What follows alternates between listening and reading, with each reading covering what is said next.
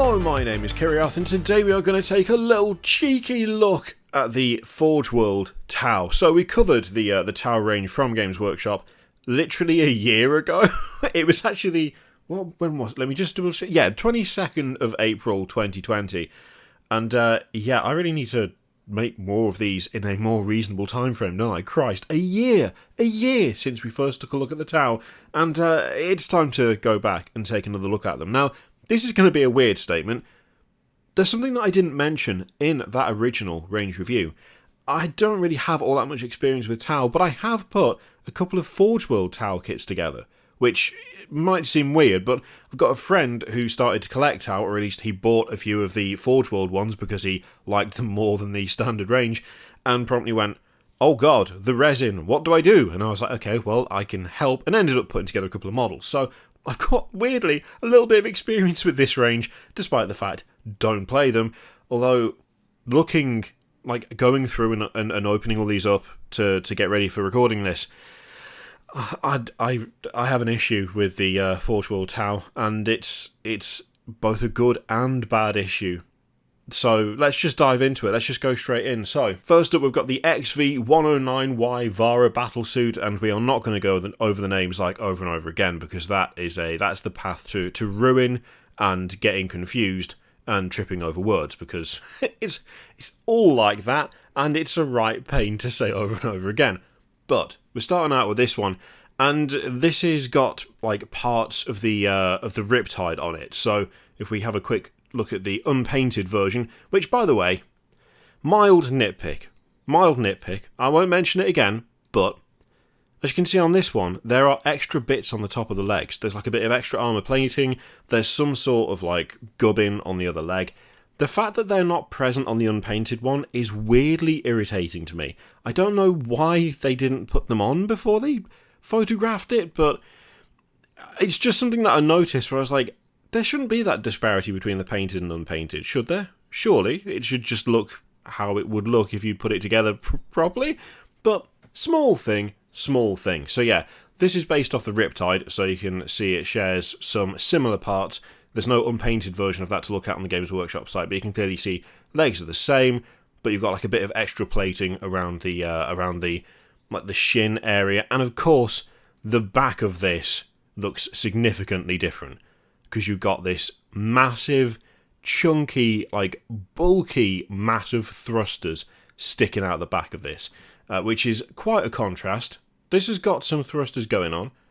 You know, it's got a bit. Let's spin him round so you can take a look. So there is definitely a bit of that going on there. It's not quite to that level, though, is it? It's not quite to the same level. I have to say, I really like this. It looks really, really like beefed up. The additional thrusters on the bottom of the legs is a nice touch.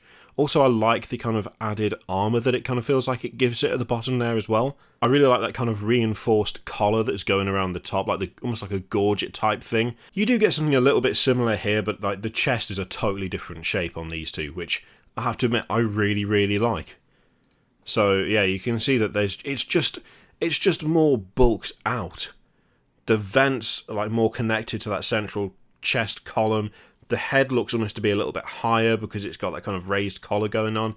It just looks super, super solid. I like the kind of little wings off to the side as well. It just adds a little something to it. Overall, I think it's just a solid model. There's lots of nice details, and I will say, like, the addition of that massive kind of thrusters and stuff on the back, it does change the attitude of the model significantly. Like, it doesn't just add weight, it changes the silhouette quite a lot. Makes it look a lot more like heavily armoured. But at the same time, because it's all like thrusters, it makes it look heavily armoured and scarily quick at the same time. It's a really nice combination. Next up, we've got the XV107R Varna. It's just it absolutely wrecks me, the names, every single time. Again, based off the Riptide mixed kind of plastic and resin kit, and this is, I love this. I absolutely love it. I get very District 9 kind of feel off this thing. Like, really heavily off this particular battle suit. The changes to the chest, where you've still got those vents off the front of the Riptide, but like then you've got that kind of enclosed space where instead of a head that looks like it can turn and swivel, you've got just this kind of bulk of armor with the sensors sticking out the front. It looks so good. It looks so good. Like, that looks fine. That looks fine, and that's all good, but that looks so much better to me. It just has, again, that looks way more alien. That looks way more alien to me, because there's no head, because you've just got this kind of reinforced canopy with this one sensor cluster. I really like it. I really like that. Little changes to the shoulder pads as well. Those extra bits sticking out add quite a lot of, like, width to the model as well. And also little cosmetic things at the back there. Like, it's clearly lacking that big, like, the big thruster pack that this has got. That is just not present. But it still looks good. Like, it doesn't look like there's a bunch of empty space. It kind of looks slimmed down. Almost looks like slimmed down from the back, but kind of bulkier at the top, at the front. I really like it. And the guns on it are absolutely massive. And I'm not talking, muscles here. That would be silly, because there aren't any. But the weaponry looks hugely intimidating. That's a very good colour scheme as well. I don't know what sept that is. Oh, that adds a lot to the District 9 feel, though, doesn't it? Oh, I do like it a lot. I do like it. Nice little size comparison there. Interestingly, I don't think that model that it's next to you can actually buy anymore. I don't recall seeing it as I was going through and opening up all the different Forge World Tau. I don't recall seeing that, so I suspect that it's probably not being made anymore. I'll be real here, no great loss, in my opinion, because it just looks like a normal battlesuit. The least interesting and good of the normal battlesuits for me personally, just with a couple of different shoulder pads and an extra gubbin sticking out the back. It's not my favourite, that one. Not my favourite. This, though, this genuinely... Oh, it's a bit early to call it out of the entire range, but this might be my favourite. It might actually be. We'll come back to it later. We'll see. This is just one of those things that I want to own. I just want to own it. That's pretty much all it comes down to. Like on those gut instinct, I want this kind of reactions. Next up, we've got the Remora drone stealth fighters, and it is actually these that I put together. It was quite a while ago now. I can't even remember how long ago it was. It's too long for my liking. But I seem to remember them going together pretty clean. These are also, I would suggest for what they are, and for the size of them, they're pretty reasonable as well. These are 42 quid, which, I mean, for a Forge World all-resin kit, they're not massively complicated, but the size of them, they are about the size of, like, the Hammerhead gunship. Not kind of width-wise. So, like, the wingspan of the drone stealth fighter is, if I remember right, it's a little bit longer than the the turret that the Hammerhead has. So they're a fairly decent size. They're really not too bad. Yeah, I quite like these. These to me look pretty reasonable for what they are. They don't, I mean, in as much as anything in 40k looks like it would actually fly, these are by far from the worst offenders. They do at least look like they'd managed to get around the place. They're nowhere near the levels of, like, Imperium flying bricks or anything. They're pretty nice. They do look cool. Oh lord, the non-painted picture for just the bare resin is a bit low res, isn't it? A bit low res, maybe cut out a little bit in. Oh dear, not convinced about that. That's not ideal.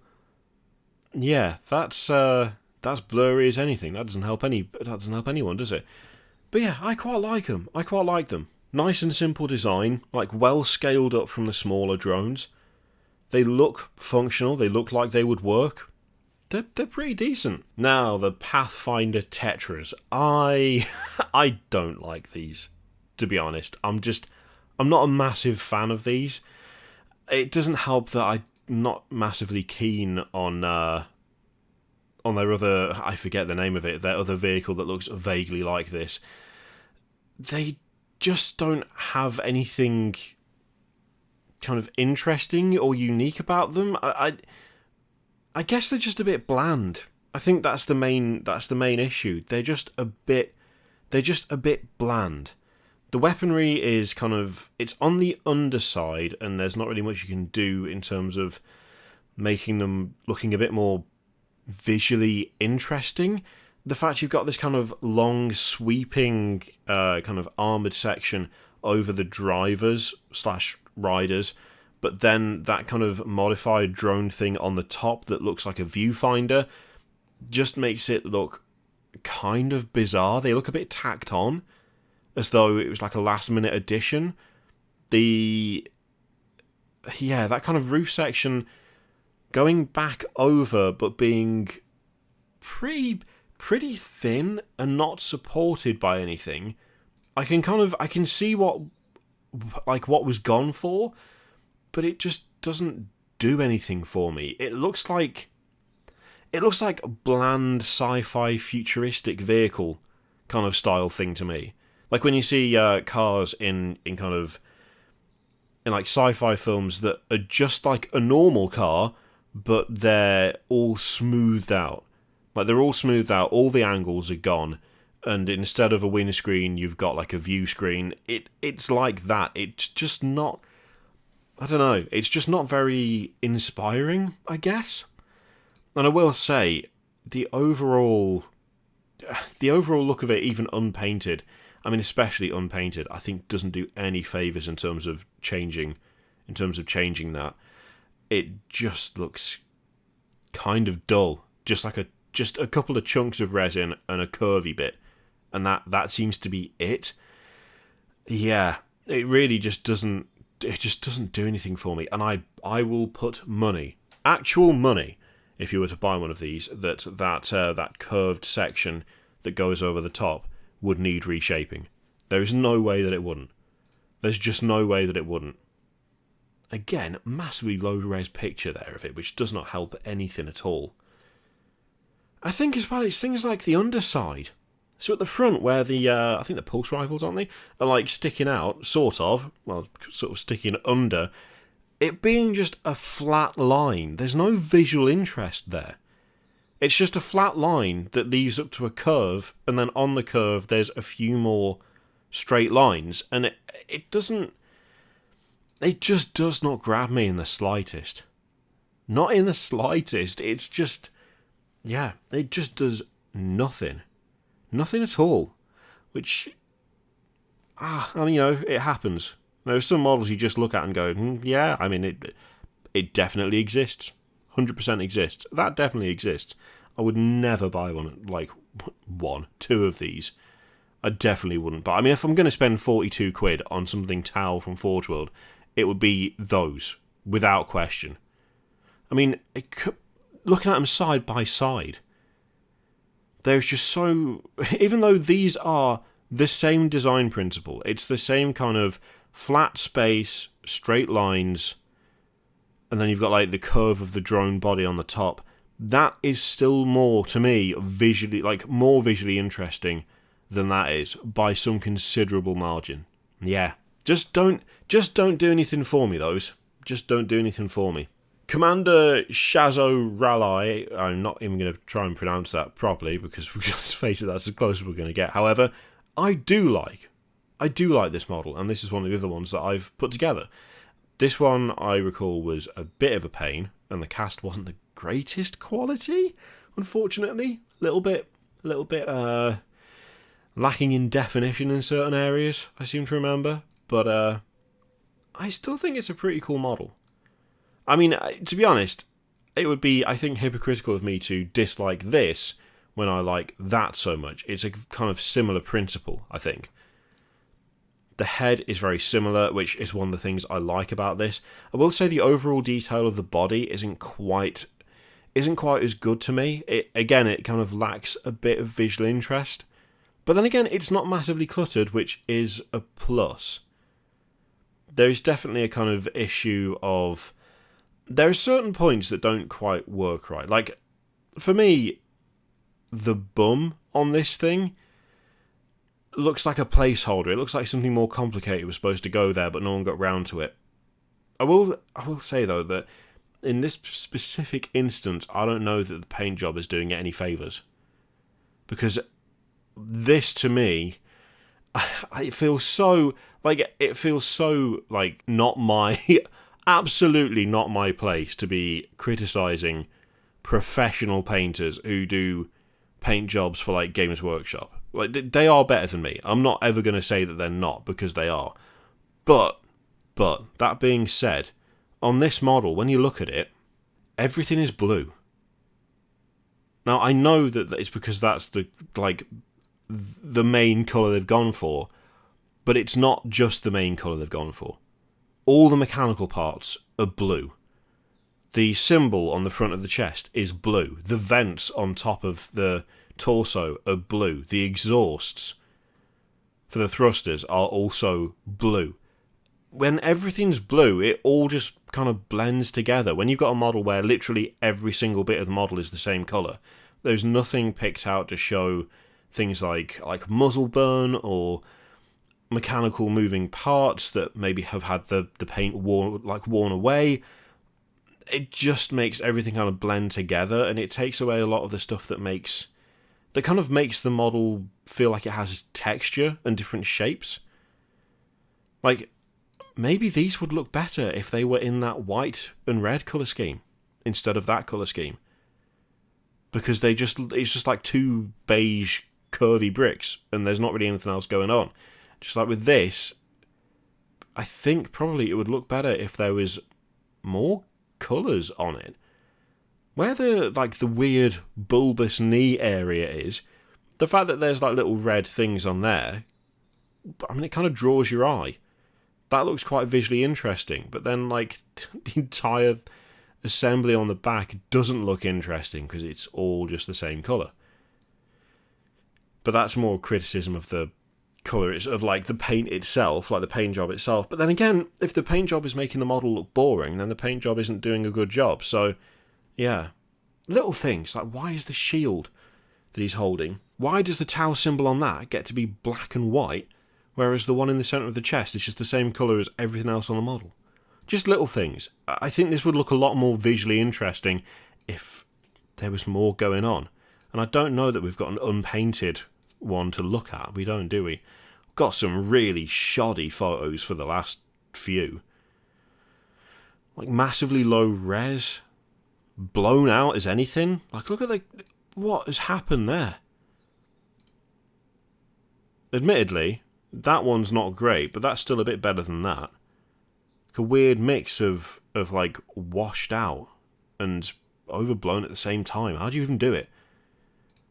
Really, that's the best way to get a good feel for the model, the 360 view, because the rest of the pictures are not great. But overall, I mean, I seem to remember finding this not too bad to put together, but the detail was a bit mushy, which wasn't ideal. But overall, it's a cool model. I think it's just let down in this display bit, to be honest. The gun looks cool. The shield's cool. That chest and head works really, really well. It kind of... yeah, it's got a properly like alien feel to it, which I really like. I think the rest of it would look fine with just a little bit of something else, you know, just a little bit of something else. Next up, we've got the XV9 with fusion cascades and the XV9 with twin-linked burst cannon. So there is another version of this, but these two have got the two different heads, and the only thing that's different aside from that, I think, is just the guns. And again, I really like these. The head being separate from the torso instead of having that same kind of built up and over look. I do quite like on these. I have to admit, I think I prefer that head. It's a little bit less chunky. It just seems to fit that neck area a bit better than that one does. That one looks like it would struggle to... Occasionally, it looks like it would get stuck on the armour plating around it, whereas that one doesn't look like it would have that issue. And actually, you know what? With these being kind of similar to that, not the same, obviously, but that like the legs especially being pretty much... I think they're pretty much the same, aren't they? In fact, they may be exactly the same. Can we spin the lad round and have a look at his backside? Let's give him a turn. There we go. Yeah, so I feel like the bottom half of this illustrates what I was saying before pretty well. That, like the bottom half of that is more interesting than the bottom half of that. Exact same. Like, they are exactly the same. The leg assembly is no different. But you've got like that kind of worn iron, like black look for part of the legs. You've got some of it painted gold. The armour plating is a different colour to the mechanical sections. And it just makes a massive difference. Makes a massive difference. Even what I said before looked like an unfinished arse looks a bit better here because there's contrast around it. Same thing with the thrusters and stuff on the back, like the exhausts. Them just being painted the same colour feels like a bit of an afterthought, but overall I think it does a good job of illustrating just how much that can make a difference to like first impressions of a model. Overall, I do like this though. Yeah, again, there's something about the legs work really, really well. I like that kind of built forward chest they've got going on as well. They just, to me, look just visually way more interesting than like just the normal battle suits. They just look more fun. Like there's more going on. Yeah, I do like these. I do like them. I just remember the feet being an absolute pain. I think maybe one of the feet was broken, thinking about it, on this guy. I think like where the shin was, there was something that was going on. But yeah, as models go, I've really liked the sculpts. I think they look pretty decent. Of course, we've got to talk about the the KX-139 Taunar Supremacy armor, which is ludicrous. It's absolutely mental. I love it. I absolutely love it. I mean, for a start, the size of it, the absolute size of this thing, its quality. This is, to me, what... Oh, man, the Storm Surge. If the Storm Surge had arms, I'd like it so much more. This has got arms. This just looks so much more threatening, and it's obviously not, like, supposed to be exactly the same thing. That's not the purpose of it, but there is a similar feel between the two.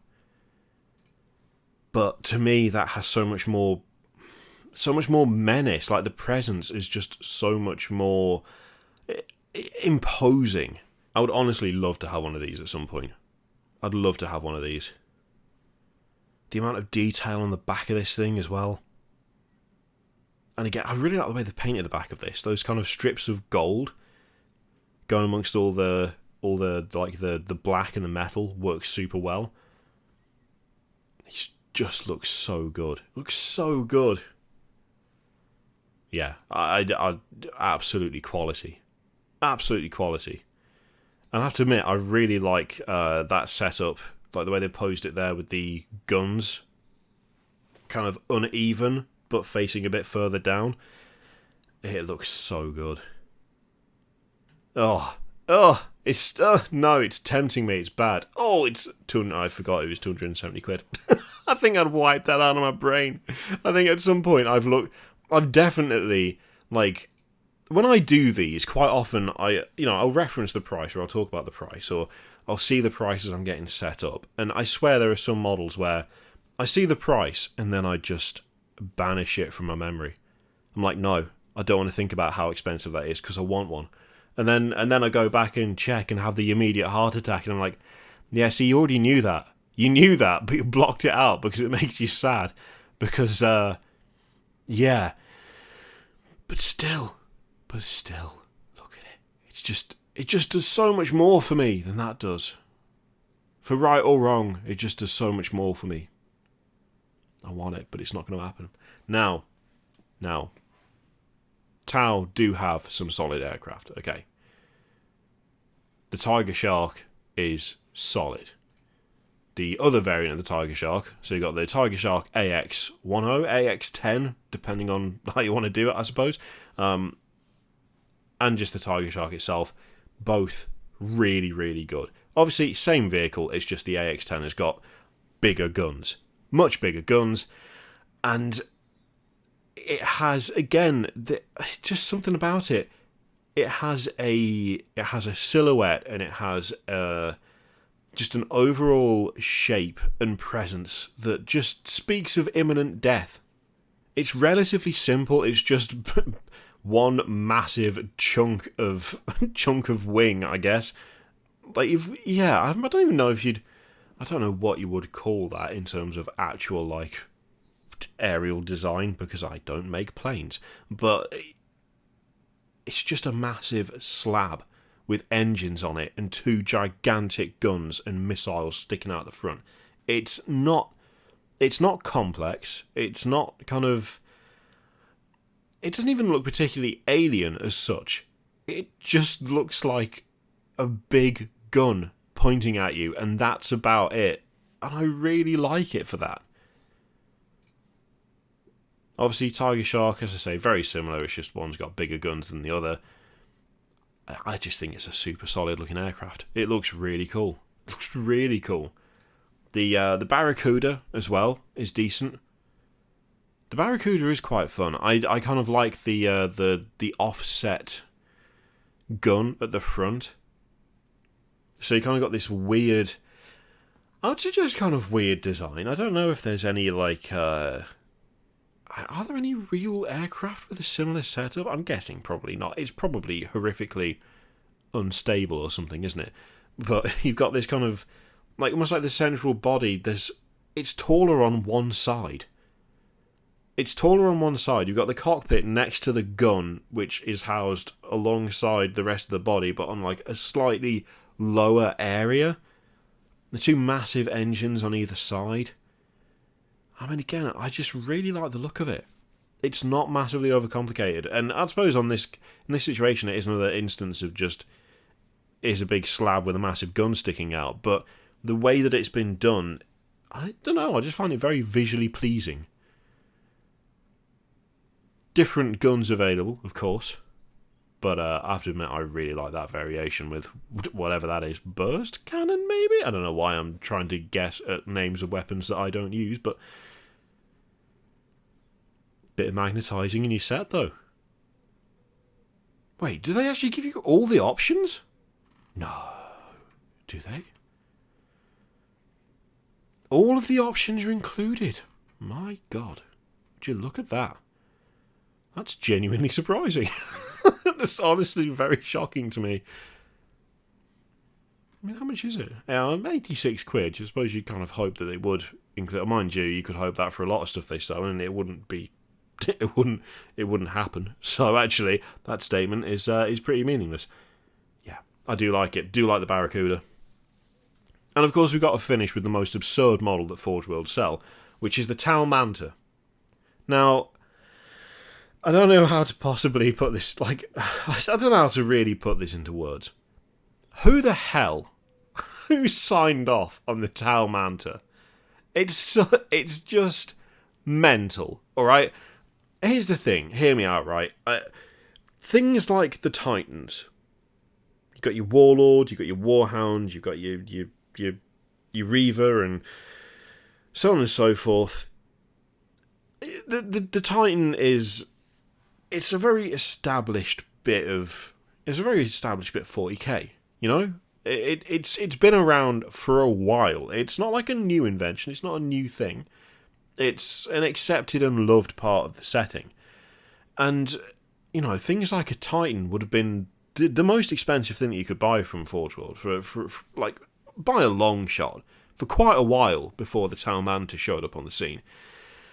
And the Tau Manta is £1,100. It is still... like, I think the Warlord is, what, £1,000 with